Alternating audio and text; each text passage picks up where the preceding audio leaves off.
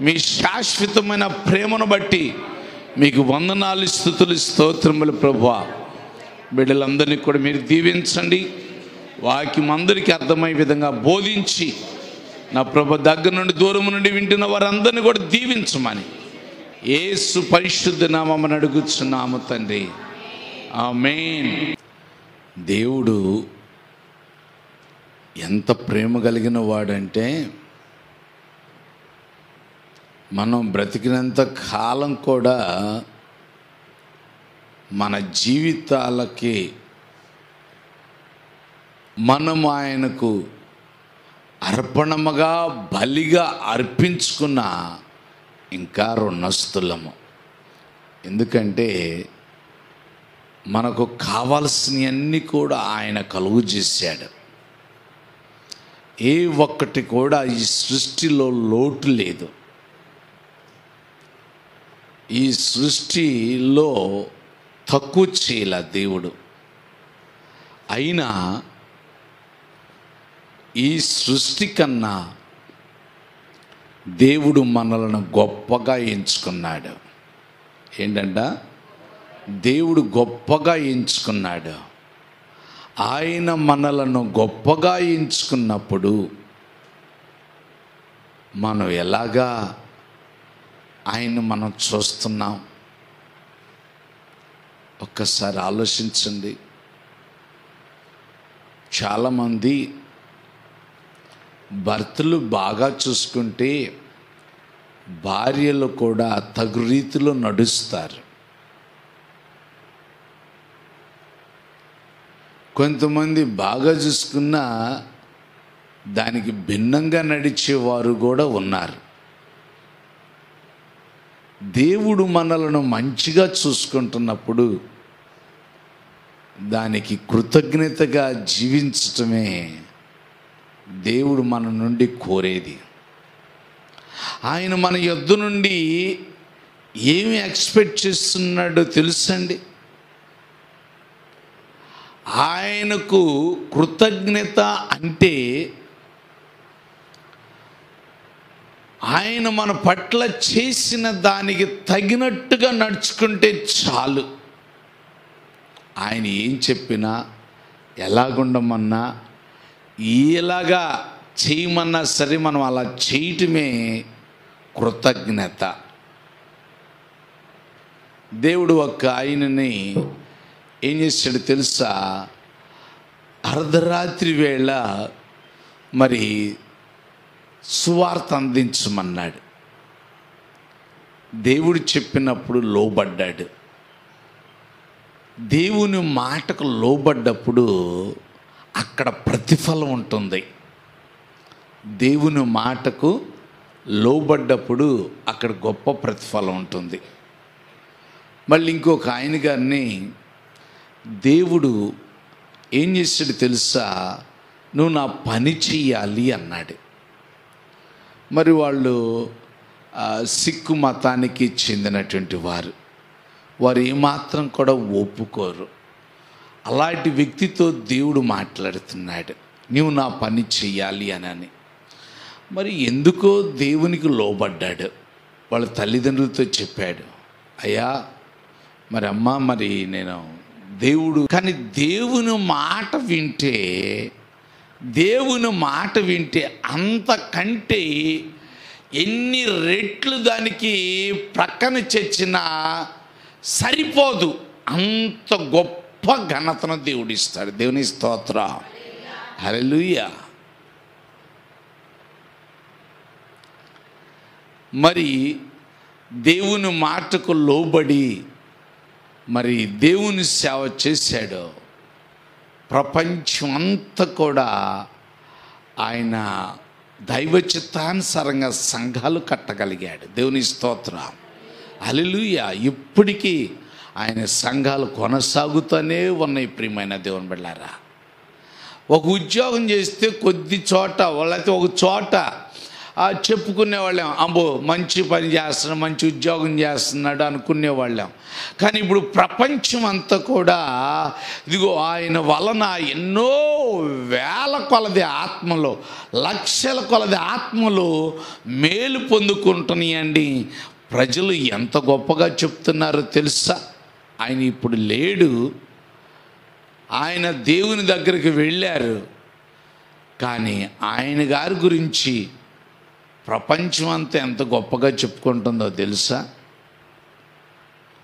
దేవుని మాట వినటంలో కూడా అంతే గొప్పతనం ఉందని తెలుసుకోవాలి. చాలామంది నిర్లక్ష్యం చూస్తారు. వెళ్దాంలే, చేద్దాంలే, అలాగే చెప్తారులే. దేవుడు మొన్న ఎవరు అంటున్నారు, అట్టయితే ప్రార్థన మానేస్తాంలే. ఏమన్నారంట? అట్టయితే ప్రార్థన మానేస్తారంట. ఎట్టయితే దేవునికి ఏదైనా చేయాలనుకున్నప్పుడు, ఏదైనా ఇవ్వాలనుకున్నప్పుడు ఏమనుకున్నారు? ప్రార్థన మానేస్తారంట. వీరెంత భక్తి పరులో చూసారా? దేవుడు చేసినవన్నీ కూడా మరిచిపోయి, దేవుడు చేసినవన్నీ కూడా పక్కన పెట్టేసి ప్రార్థన మానేస్తావా? ఒక యవనస్తుడు యేసు ప్రభు వారి దగ్గరకు వచ్చి ఆయన ఆస్తినే అడిగాడు. ఏమన్నాడు? నీకున్నదంతా అమ్మేసి పేదలకి ఇచ్చి నన్ను వెంబడించమని అన్నాడు. అతడు ఏం చేశాడు తెలుసా? ముఖం చిన్నబుచ్చుకొని ఏం చేశాడంటండి? నువ్వు వద్దు, నీ రాజ్యం వద్దని వెళ్ళాడు. ఆయనతో సమానం. గుర్తుపెట్టుకో, దేవుని రాజ్యాన్ని పోగొట్టుకున్నాడు, శాశ్వత కాలం నరకంలో కాలుతున్నాడు. ఇప్పటికీ కూడా ఆయన మనం చూడలా, కానీ రేపు చూస్తాం. మనం వెళ్ళి ఆయన ఎవరో కూడా మనం చూస్తాం. అలాంటి మాటలు మాట్లాడిన అంత ఆస్తి మీద పేరాశ కలిగినటువంటి వ్యక్తి, లేకపోతే దేవుని మాటకు లోబడిన వ్యక్తి, దేవుని మాట అంటే తిరుగుబాటు చేసిన వ్యక్తి ఎవరైనా అని మనం చూస్తాం. ప్రియమైన దేవుని బిడ్డలారా, అంతకంటే దౌర్భాగ్యం మరొకటి ఉండదు. ఇక అందుకని దేవుడు అన్నాడు, ఒకడు లోకమంతయు సంపాదించి దాన్ని పోగొట్టుకుంటే వానికి ఏంటి లాభం? దీనికోసం పోగొట్టుకుంటావా? యేసేపు ఏమన్నాడు తెలుసా? చిక్కుడుగాయల కూర కోసం తన జ్యేష్ఠత్వపు హక్కును అమ్మి వేసుకున్నాడు. నీవు పనిచేయాలంటే శక్తిని ఎవరిని ఇస్తున్నారు? ఇప్పుడు జిఎస్టీలు వేస్తున్నారు. మనం దేశంలో ఉంటున్నామని ఏం చేస్తున్నారండి? ప్రతి దాని మీద జిఎస్టీ. నువ్వు ఒక లోన్ తీసుకున్నావు అనుకో, నువ్వు ముందే కట్టేస్తున్నావు అనుకో, దాని మీద 4% అని 5% అని, నువ్వు ఇన్ని లక్షలు కడుతుంటే ఇన్ని లక్షలకి ఇంత అమౌంట్ కట్టాలని డిమాండ్. దానికి నువ్వేం మాట్లాడవే? దేవుడు నీకు కృప చూపిస్తుంటే, దేవుడు నీ పైన జాలి చూపించి నీకు ఆరోగ్యాన్ని, ఆయుష్ను, నీ కుటుంబాన్ని కాపాడుతుంటే, చావు బ్రతుకుల్లో ఉన్నప్పుడు దేవుడు నిన్ను కాపాడుతుంటే ఆయనకి నీవు ఇచ్చే కృతజ్ఞత ఏంటి?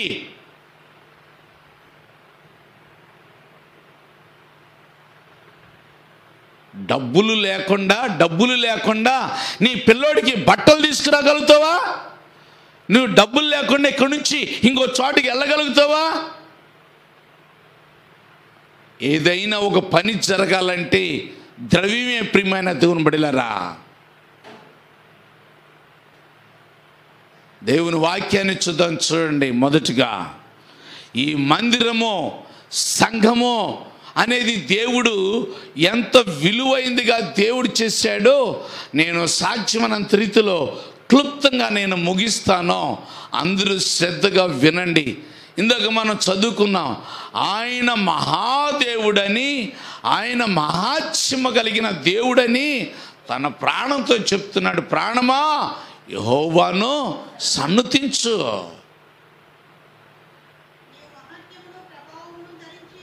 చూశారంటండి, ఆయన గుర్తించాడు, ఆయన ప్రభావం ధరించి ఉన్నాడంట, మహాత్యాన్ని ధరించి ఉన్న దేవుడని గుర్తించి ప్రాణం చెప్తున్నాడు, ప్రాణమా ఒకవేళ శరీరం ఐక్య విచారం వలన మందమతురాలై మరిచిపోయి మతి తప్పి ప్రవర్తిస్తుందేమో, నువ్వు మాత్రం అట్టుండ మాకు, నువ్వు మాత్రం దేవుని స్తుతించు, దేవుని నామాన్ని ఘనపరచు అని అంట. ఏం చేశాడు తెలుసా? దేవుని స్తుతించమని తన ప్రాణానికి చెప్పుకున్నాడు. కనుక మరి మనం ఎలాగా, ఎంతమంది ఆయన గొప్పతనాన్ని, ఆయన మందిరము ద్వారా ఎంతమంది ఏం మేలు పొందుతున్నారో, మందిరము ద్వారా మనం ఎంత ఆధిక్యతను కలిగి ఉన్నామో అది గుర్తిస్తే మన నోటి గుండా మాట రాదు. ఎందుకో తెలుసా? మనం దేవునికి కృతజ్ఞతగా చేయటానికి ఇవన్నీ చేయాలి. నువ్వు కరెంటు వాడుకుంటున్నావు, కరెంటు వాడుకున్నప్పుడు కరెంటు బిల్లు కట్టబోతే ఊరుకుంటారా? పీకెళ్తారు నిమిషాల ప్రకారం. అయ్యా అయ్యా అయ్యా అన్నా లేదు, ఏమన్నా లేదు, నిమిషాల ప్రకారం పీకెళ్తారు.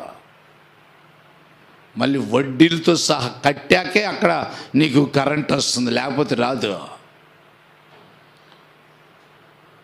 దేవుడు నిన్ను, నీ వాళ్ళందరినీ కూడా దేవుడు కాచి కాపాడుతున్నందుకు సంవత్సరానికి ఒకసారి కృతజ్ఞతగా చేయటానికి ఇంత లోపిస్తున్నావా? ఇంత పిస్తునారివా? దేవుని కూడా చేయటానికి నీ చేతులు రావటం లేదంటే నువ్వు ఎంత పిస్తునారివో దేవుడు అంటాడు. ఏమంటాడు తెలుసా? ఇంకా నేను కూడా నీ విషయంలో అలాగే ఉంటా అని మాట్లాడితే నువ్వు ఎందుకు పనికొస్తావు? అసలు నీ బిడ్డలు ఎందుకు పనికొస్తారు? నీ వాళ్ళు దేనికి పనికొస్తారు? గుర్తుపెట్టుకో, దేవుని ఆర్భాటంగా ఏం చేయాలో, దేవుని మందిరాన్ని, దేవుని యొక్క నామాన్ని ఎలాగా గుర్తించాలో మనం ఈ రోజున తెలుసుకుందాం. చూడండి, ఆదికాండం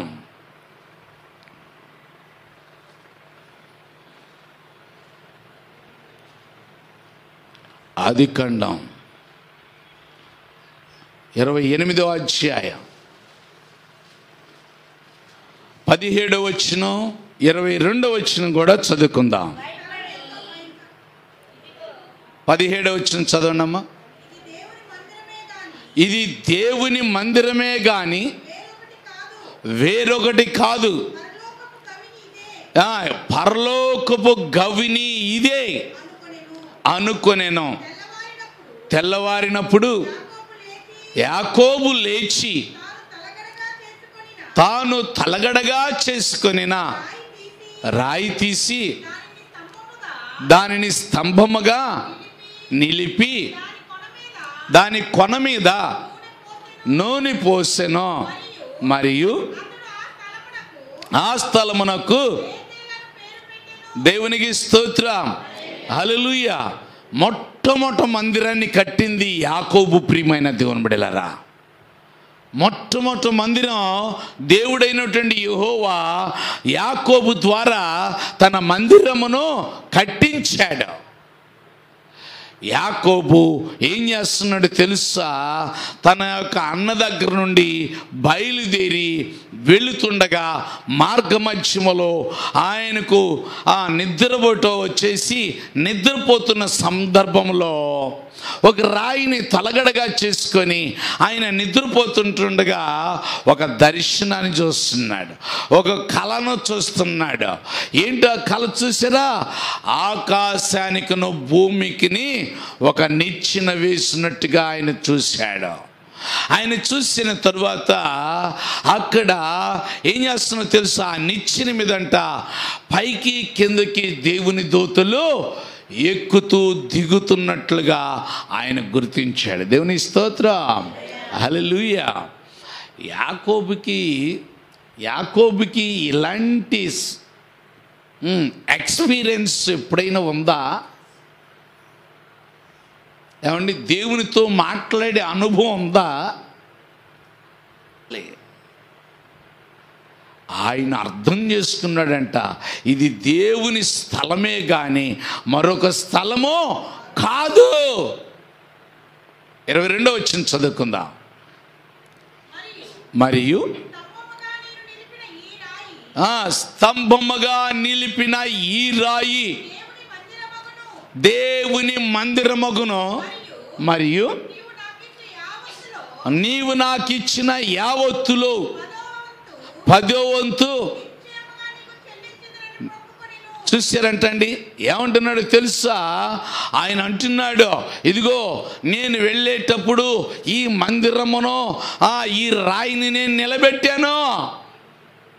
ఈ నిలబెట్టిన రాయి స్థలము నీ మందిరము. ఏం చేశాడు తెలుసా? ఆ మందిరమును యాకోబు ద్వారా కట్టించాడంట. అని అంటున్నాడు, నేను సంపాదించిన ప్రతి దానిలో 10వ వంతు నేను నీకు నిశ్చయముగా నేను నీకు చెల్లించేదను. చూసారంటండి, దేవుని మందిరములో కృతజ్ఞతగా అక్కడ ఒక టార్గెట్ పెట్టాడు. ఏంటిది తెలుసా? 10వ వంతు, 10%. ఏంటిదంట? 10%. 10వ వంతుగా ఆయన దేవునికి చెల్లించడంట. మనం దేవుని మందిరములో పొందుకున్న మేలులు బట్టి ఏంటిది తెలుసా? ఆయన వాళ్ళ మామ దగ్గరికి వెళ్ళి ఆ పనులన్నీ కూడా ముగించుకొని మళ్ళా తిరిగి వచ్చేసిన తర్వాత ఆయన మాట్లాడుతున్నాడు, నేను సంపాదించిన యావదాస్తిలో లేకపోతే నాకు కలిగిన సమస్తంలో నేను 10వ వంతు నేను నీకు. కొంతమంది ఏంటిది తెలుసా? దేవునికి దాన ధర్మంగా ఇస్తూ ఉంటారు. ఏం చేస్తారు? దేవునికి దాన ధర్మంగా ఇస్తూ ఉంటారు. దేవునికి దాన ధర్మం. ఇప్పుడు గవర్నమెంట్కి కరెంటు బిల్లు కడుతున్నాం, గవర్నమెంట్కి జిఎస్టీలు కడుతున్నాం అంటే ఏంటి? ఆ దాన ధర్మమా? వాళ్ళ దగ్గరికి వెళ్ళి అడగండి, దాన ధర్మం అని. నువ్వు స్థలం కొనుక్కున్నావు, డబ్బులు పెట్టి కొనుక్కున్నావు, దానికి రిజిస్ట్రేషన్ డాక్యుమెంట్స్కి చలన ఉంటుంది, అది మస్ట్ అండ్ షుడ్ కట్టాల్సిందే. నువ్వు పైసా కూడా తగ్గించటానికి వీల్లేదు. మరి మనం అలా చేస్తున్నామా? నువ్వు అలా చేయకపోయినా దేవుడు నిన్ను కాపాడుతున్నాడంటే ఎంత ప్రేమ ఒక్కసారి ఆలోచించండి.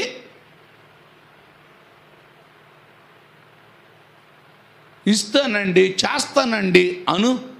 గవర్నమెంట్ దగ్గర ఏం చేస్తారు? చేసినప్పుడే రమ్మా, నీ ఒట్టొట్టు మాటలని తర్వాత చూడొచ్చు అనరా? ఆయన తిరిగి వచ్చాక దేవుడు బలవంతం చేయలా. దేవుడు బలవంతం చేశాడా? చేయలా. దేవుడు నన్ను ఇంతగా కాపాడాడు, దేవుడు నన్ను ఇంతగా సురక్షితంగా ఉంచాడు, అందుకు నేను 10వ వంతు నేను నీకు చెల్లిస్తా అని మాట్లాడుతున్నాడు యాకోబు. మళ్ళీ చదవమ్మా, 22వ వచనం. స్తంభముగా నిలిపిన ఈ రాయి అంటే అర్థం ఏంటి తెలుసా? ముందుగా వెళ్ళేటప్పుడు నిలిపాడు, వచ్చిన తర్వాత దాన్ని చూసి మాట్లాడుతున్నాడు. చదవమ్మా. నేను నిలిపిన ఈ రాయి దేవుని మందిరమగును. చూసారంటండి, నీవు నాకు ఇచ్చిన యావత్తు దేవుడు ఏదైతే ఇస్తున్నాడో అది లోన్సా లేకపోతే కష్టార్జితమా, అది ఏదైతే నీకు ఇచ్చాడో నీ శాలరీలో, నీ పెన్షన్లో, ప్రతి దానిలో ఏం చేయాలో తెలుసా? చూసారంటండి, మొక్కుకున్నాడంట. నీకుందా మొక్కుబడి? ఆ మొక్కుబడి వలనే దైవ దర్శనం అతనికి అందింది. అంతేకాదు, మరి వాళ్ళన్న అతన్ని చంపాలని వచ్చినా సరే అలాంటివి ఇతని మీద ఏవి పని చేయకుండా, లేకపోతే ఈయన సంపాదించినంత దోచుకోవాలని 450 మందితోటి ఆయన ఇతని మీదకి వస్తున్నాడు. వచ్చేటప్పుడు ఇవన్నీ కూడా మరి అతను దోచుకోకుండా వీళ్ళే స్వచ్ఛందంగా ఇస్తుంటే, లే తమ్ముడు నాకు చాలా ఉన్నాయి, పర్వాలేదు రా కలిసి వెళ్దాం. చూసావా, నీవు సంపాదించింది దుష్టుడు దొంగిలించకుండా, దుష్టుడు దోచుకోకుండా, దుష్టుడు ఏ విధంగా దోచుకుంటాడో, ఏ విధంగా దొంగిలిస్తాడో మనం అర్థం చేసుకోవాలి, మనం తెలుసుకోవాలి. మనం తెలుసుకున్నప్పుడే మనం ఏదైనా మనం చేయగలుగుతాం. మనం తెలుసుకోకపోతే, మనం అర్థం చేసుకోకపోతే మనకి ఏం కూడా అర్థం కాక నష్టాల్లోనే కూరుకుపోతూ ఉంటాం.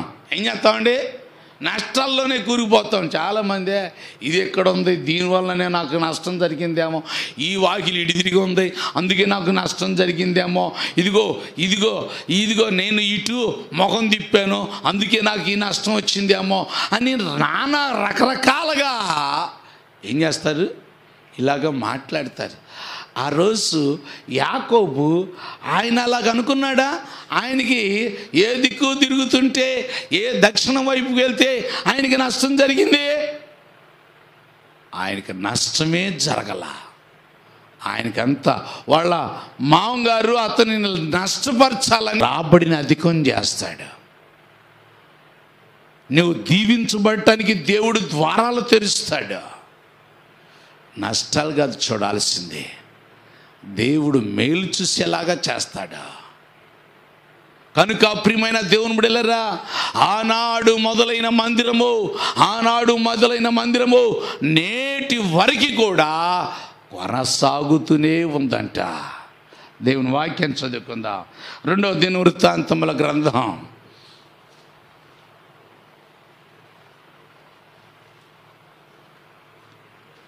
22వ అధ్యాయం 19వ వచనం చదువుకుందాం.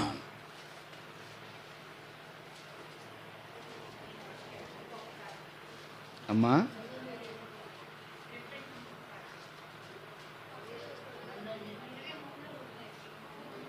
మొదటి దినవృత్తాంతముల గ్రంథం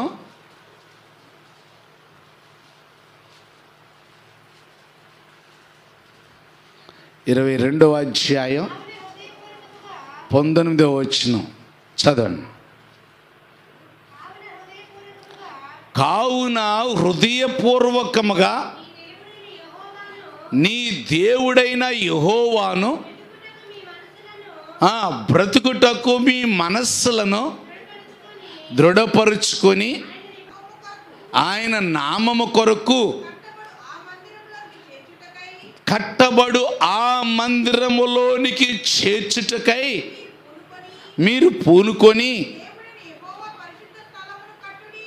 దేవునికి పరిశుద్ధ స్థలమును చూశారంటండి. ఈ మందిరాలు ఎప్పుడు ఎక్కడ కట్టిన తర్వాత పడిపోతున్నా దేవుడు అనేకుల ద్వారా ఏం చేస్తున్నాడు తెలుసా? ఈ మందిరాలను కట్టించుకుంటున్నాడు. ఎందుకు తెలుసా? మందిరముగా ఉన్నప్పుడంట కొంతమంది కలిసి ప్రభువును ఆరాధించడానికి అవకాశం కలుగుతుందంట. అందుకని యేసు ప్రభు దినాలలో కూడా సమాజ మందిరము అని పిలిచారు. ఏమని పిలిచారు? సమాజ మందిరము. అంటే సమాజముగా అందరూ కూడా కూడుకొని ఆయన నామాన్ని చాలామంది జపించటానికి అంటారు, లేకపోతే చాలామంది ఆరాధించడానికి, చాలామంది ఆయన్ని కీర్తించడానికి. ఇంకొక మాట కూడా మనం చూద్దాం, చూడండి. మొదటి రాజుల గ్రంథం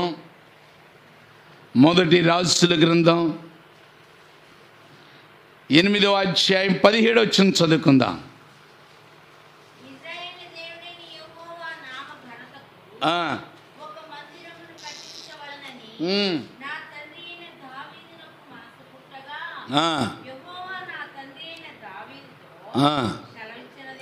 చూసారంటే అండి, దేవుని మందిరాన్ని ఎవరు ఘనత కొరకు? యెహోవా నామ ఘనత కొరకు. దేని కొరకంట? యెహోవా నామ ఘనత కొరకు. ఇప్పుడు చూడండి, మన ఇల్లు కట్టుకుంటూ ఉంటాం. ఒకళ్ళకి మించిన ఒక ఇల్లు ఒకళ్ళు కడతా ఉంటారు. ఏమండి? దానిలో మెటీరియల్ ఏంటి? దానిలో వాడిన ప్రతిదీ కూడా గొప్ప గొప్పగా వాడుతుంటారు. అది ఆ ఇంటి వారి ఘనత కొరకు. అయితే దేవుని ఘనత కొరకు దేవుని ఇంటిని మనం ఎలాగా కడుతున్నాం? అందుకని దేవుని యొక్క చిత్తానుసారంగా దావీదంట దేవునికి ఒక మందిరాన్ని మనం కట్టాలి అని నిశ్చయించుకున్నాడంట. అంతకుముందు అయితే దేవుని మందిరము డేరాల్లో ఉంటుంది. దేవుని మందిరం డేరాల్లాగా ఉండేది. దేవుని మందిరము అందరూ వచ్చి ఆ డేరాల్లో మరి దేవునికి బలులు అర్పించేవాళ్ళు. దేవునికి బలులు అర్పించేవాళ్ళు. అక్కడ కూడి వారి పాప పరిహారార్థ బలి, వారి పాపముల నిమిత్తమై బలులు అర్పించేవాళ్ళు. ఇలా కాదు, నేనేమో పెద్ద పెద్ద బంగ్లాల్లో ఉన్నాను, కానీ మరి నా దేవుని మందిరం డేరాల్లో ఉండాలా? కొంతమంది ఎలాగే చూస్తూ ఉంటారు. ఏం చేస్తారు తెలుసా? మేము బాగుండాలి, పాస్టర్ గారు మాత్రం ఎట్టుండాలి? తక్కువ స్థాయిలో ఉండాలనుకుంటారు. ఎలా ఉండాలనుకుంటారు? తక్కువ స్థాయిలో ఉండాలనుకుంటారు. పాస్టర్ గారు ఇస్త్రీ బట్టలు వేసుకున్నారు, మేము ఇస్త్రీ బట్టలు లేవు. నువ్వు కూడా పాస్టర్ గారి లాగా జీవించు. పాస్టర్ గారి లాగా త్యాగశీలుగా నువ్వు అలాగా జీవించు. రెయ్యం బగళ్ళు ప్రార్థన చేస్తారు. నువ్వు చేయి ప్రార్థన, దేవుడు ఎందుకు ఇవ్వడు? రాత్రనక పగలనక ఎక్కడ ప్రార్థన అయినా సరే నిమిషం కూడా తక్కువ లేకుండా ఆ ప్రార్థనలో దైవజనులు పాల్గొంటారు. ఒకరు వచ్చినా ఒకరు రాకపోయినా సరే నువ్వు చేయి, దేవుడు నీకెందుకు ఇవ్వడు? ఆయన పక్షపాతి కాడు. ఆయన అందరికీ ఒకే కొలత కొలిసే దేవుడు. ఎవరు ఎంత చేస్తారో వారికి అంత ఉంటుంది. ఏమ్మా, ఒక్కొక్కరికి ఇప్పుడు ఎమ్మెల్యేలకి ఎంపీలకి శాలరీ ఎంత అండి? చెప్పండి అండి. సీఎంకి ఎంత అండి శాలరీ? ప్రైమ్ మినిస్టర్కి ఎంత అండి శాలరీ?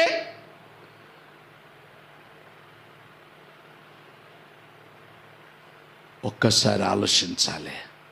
వాళ్ళు చేసే పనులు నువ్వు చేయలేవు, అలాగే దైవజనులు చేసే పనులు నువ్వు చేయలేవు. దేవుడు ఎవరికి ఎంత ఇవ్వాలో అంత ఇస్తాడు. ఈర్ష్య ద్వేషాలతో మనం ఉండకూడదు. ఈర్ష్య ద్వేషాలతో వాళ్ళు బళ్ళ మీద వెళ్తున్నా, కారులో వెళ్తున్నా ఏం చేస్తారు? ఈర్ష్యతో ఉంటుంటారు. అలాంటి మనసు ఉండకూడదు. ఎదుటి వారు బాగుండాలని కోరుకోవాలి. దైవజనులు ఎప్పుడు కూడా ఎదుటి వారు బాగుండాలని రాత్రి పగళ్ళు కన్నీరు కాచి ఉపవాసాలుండి ప్రార్థన చేస్తుంటారు. దేవుడు నా కొరకు ఒక రోజు నిర్ణయించుకొని ప్రార్థన చేసుకోమని దేవుడు చెప్పాడు. ఆ శనివారం కూడా మీ అందరి కోసం ప్రార్థన చేయటం జరుగుతుంది. తెలుసా మీకు? దైవజనులను పిలిచినా సరే మీకోసం ప్రార్థన చేయించడం జరుగుతుంది. తెలుసా? దైవజనుడు ఈ విధంగా త్యాగం చేస్తున్నాడు. మీరు చేయగలుగుతారా? చిన్న ప్రార్థనలోనే తెలిసిపోయింది మీదేంటో. ప్రార్థన మొదలెత్తే చాలు ముందు ఎవరి కోసం చేసుకుంటారు?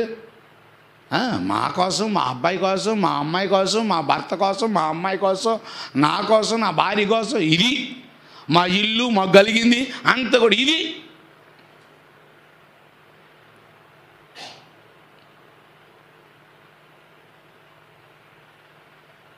ప్రియమైన దేవుని బిడ్డలారా, ఎవరికి బిడ్డలు లేరన్నా, లేకపోతే ఎవరికి ఏ సమస్య వచ్చినా, లేకపోతే ఎవరికి ఏ కష్టం వచ్చినా మా సమస్యలు ప్రక్కన పెట్టి ఏం చేస్తాం తెలుసా? ముందు వాళ్ళ కోసం ప్రార్థన చేస్తుంటాం.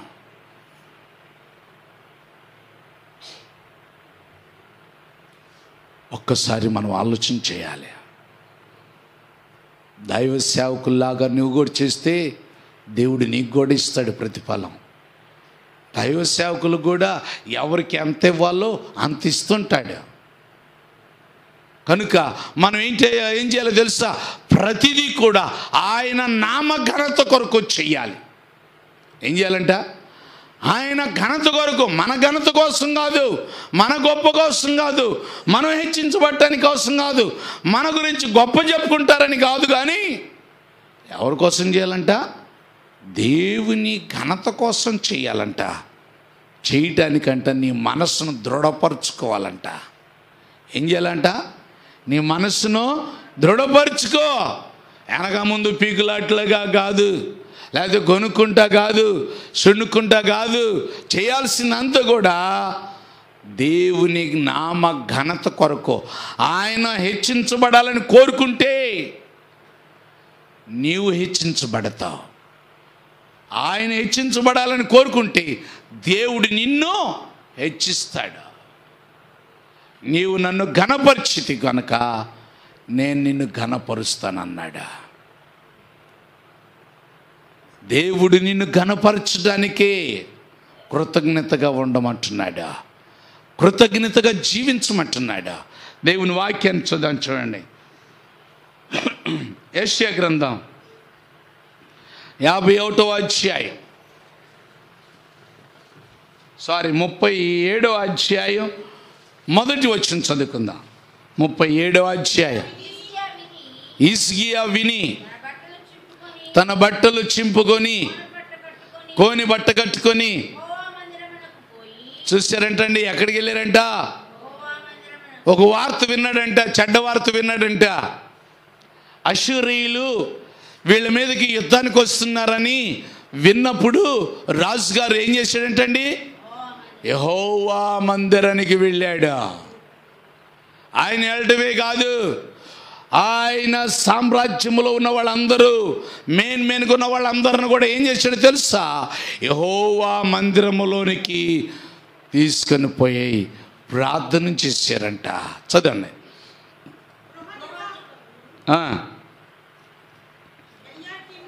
ఎల్యాకీమును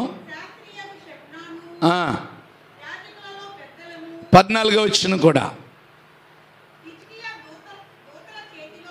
దూతల చేతిలో నుండి ఆ ఉత్తరము తీసుకొని పోయి యెహోవా సన్నిధిని